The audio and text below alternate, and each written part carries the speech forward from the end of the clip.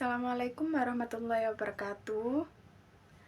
Kali ini kita akan melanjutkan untuk pembahasan buku Pengantar Studi Islam karya dari Dr. Taufik Abdillah Syukur MA. Untuk kali ini kita akan membahas di bab yang kedua, yakni sumber ajaran Islam. Sumber ajaran Islam. Pengertian sumber ajaran Islam. Dalam bahasa Indonesia, sumber diartikan mata air, misalnya mengambil air dari sumber, dan berarti pula asal, misalnya kabar dari sumber yang boleh dipercaya dan sekalian kutipan harus disebutkan sumbernya.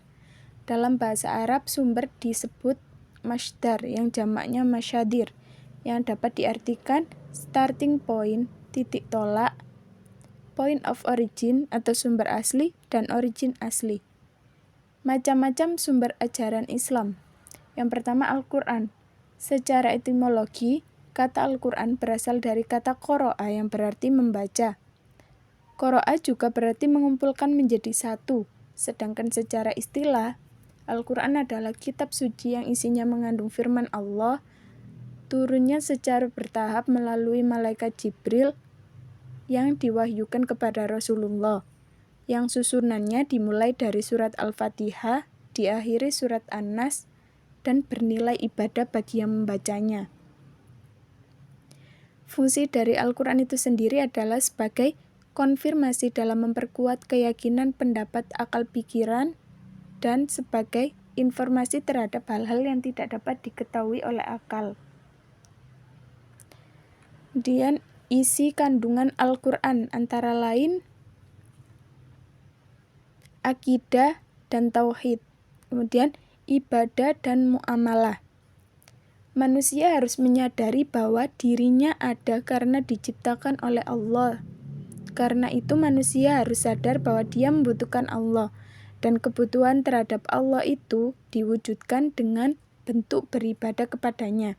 Kemudian akhlak.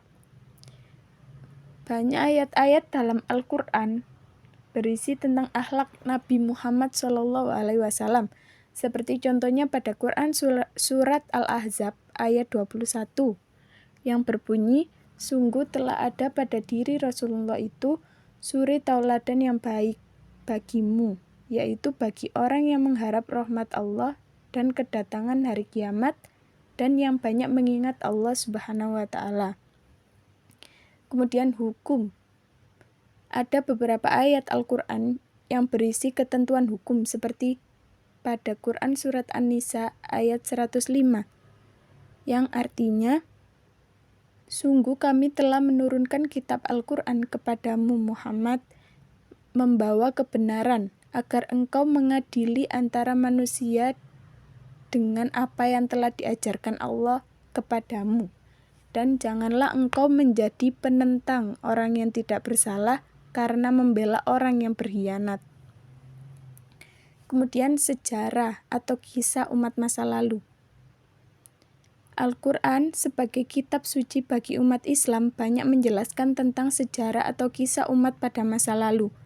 Sejarah atau kisah-kisah tersebut bukan hanya sekedar cerita atau dongeng semata, tetapi dimaksudkan untuk menjadi ibrah atau pelajaran bagi umat Islam. Ibrah tersebut kemudian dapat dijadikan petunjuk untuk dapat menjalani kehidupan agar senantiasa sesuai dengan petunjuk dan keridhaan Allah.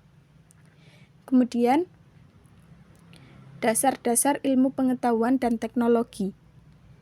Al-Quran adalah kitab suci ilmiah. Banyak ayat yang memberikan isyarat-isyarat ilmu pengetahuan atau sains dan teknologi yang bersifat potensial untuk kemudian dapat dikembangkan guna kemaslahatan dan kesejahteraan hidup manusia. Allah Subhanahu wa Ta'ala yang Maha memberi ilmu telah mengajarkan kepada umat manusia untuk dapat menjalani hidup dan memenuhi kebutuhan hidupnya dengan baik. Allah menekankan betapa pentingnya penguasaan ilmu pengetahuan dan teknologi. Hal itu diisyaratkan pada saat ayat Al-Quran untuk pertama kalinya diturunkan kepada Nabi Muhammad.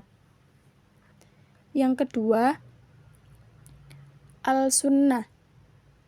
Al-sunnah secara etimologi adalah jalan yang ditempuh, sedangkan secara terminologi adalah segala sesuatu yang bersumber dari Nabi Muhammad, baik berupa perbuatan, perkataan, atau pernyataan di dalam masalah-masalah yang berhubungan dengan hukum syariat. Adapun hadis menurut bahasa adalah baru atau lawan dari lama. Sedangkan menurut istilah syara' ialah hal-hal yang datang dari Rasulullah, baik itu ucapan, perbuatan, atau perkataan. Hadis Nabi merupakan sumber ajaran Islam yang kedua setelah Al-Quran.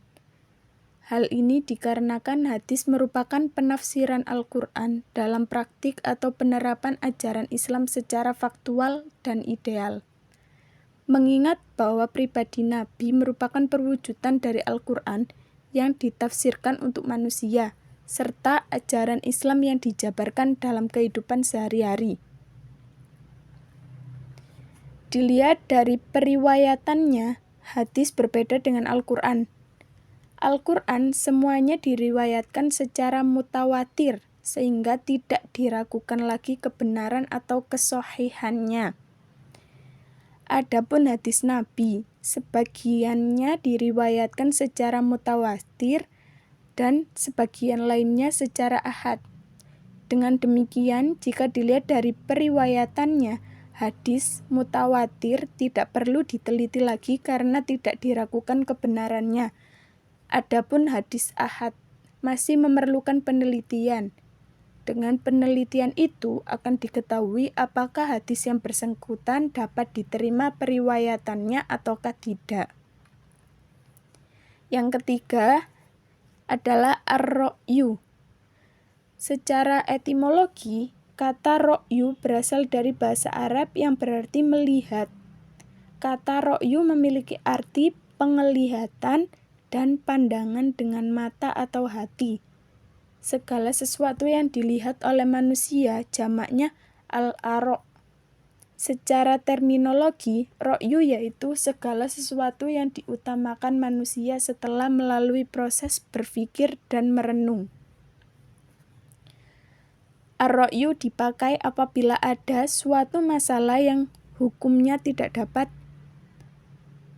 terdapat di dalam Al-Quran maupun hadis, maka diperintahkan untuk berijtihad dengan menggunakan akal pikiran dengan tetap mengacu kepada Al-Quran dan hadis.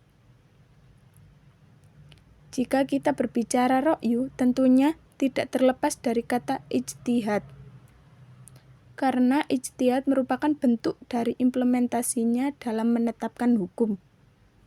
Oleh sebab itu, sangat logis ketika ulama membahas masalah ra'yu setelah dihubungkan dengan ijtihad.